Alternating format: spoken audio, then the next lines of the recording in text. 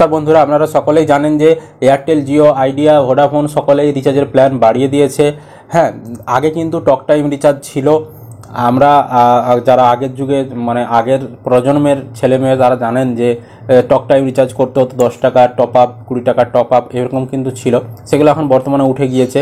তো এবার সেই ধরনের টক টাইম রিচার্জ কিন্তু ফিরে আসতে পারে দেশে।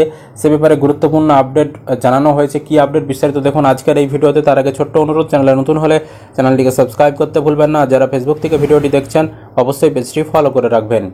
দেখুন, এখানে বলা হয়েছে এখন মোবাইল ফোনে যে রিচার্জ করান গ্রাহকেরা তাতে ডেটা, ভয়েস কল এবং মেসেজের সুবিধা একসঙ্গে থাকে, কিন্তু বহু গ্রাহকের ডেটা কোনো কাজেই লাগে না, কারণ তথ্য আদান প্রদান বা নেট ব্যবহারই করেন না তারা। অথচ সংস্থা রিচার্জের দাম সবটা মিলে ধরায় অযথা সেই খাতে টাকা গুনতে হয়।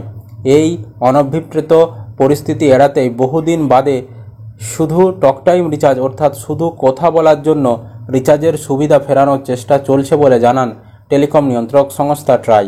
তাদের দাবি, গ্রাহকদের স্বার্থ রক্ষায় এই উদ্যোগ।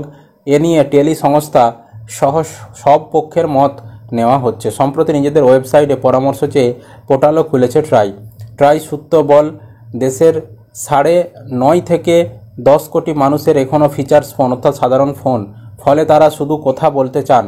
সম্প্রতি বেসরকারি টেলি সংস্থাগুলি মাসুল বাড়ানোয় তাদের সমস্যা বেড়েছে। ডেটা ব্যবহার না করেও কেন তার জন্য এত টাকা দিতে হবে তা নিয়ে ট্রাইয়ের কাছে জমা পড়েছে অভিযোগ। তাই এই পদক্ষেপ। ট্রাই জানিয়েছে 23শে আগস্ট পর্যন্ত মত নেওয়া যাবে, মানে আপনারা মত দিতে পারবেন।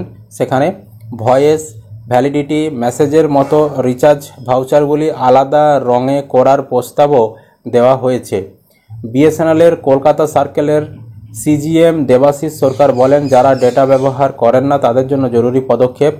বিএসএনএলের ভয়েস ও মেসেজ রিচার্জ ভাউচার আছে। এয়ারটেল ও ভিআইয়ের বার্তা।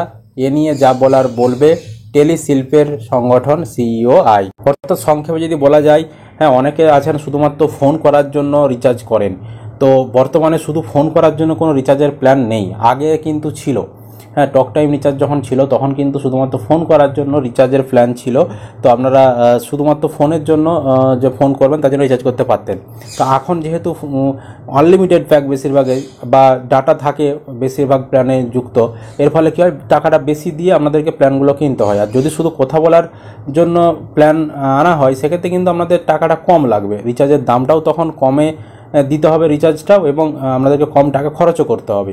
তো এই সিদ্ধান্ত কিন্তু ট্রাই নিতে চলেছে। আপনাদের কাছে মতামত চাইছে। ট্রাইয়ের অফিসিয়াল ওয়েবসাইটে সেই মতামত দেওয়ার সুযোগ দেওয়া হয়েছে।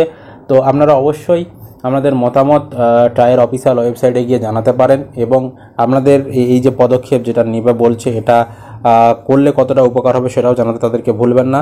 তো এটা কিন্তু হয়তো 2024-এর শেষের দিকে চালু হয়ে যেতে পারে। তো যখনই চালু হবে তখন আমাদেরকে জানিয়ে দেবো। এই ছিল আজকের আপডেট। আশা করি আপনারা ভিডিওটা বুঝতে পেরেছেন।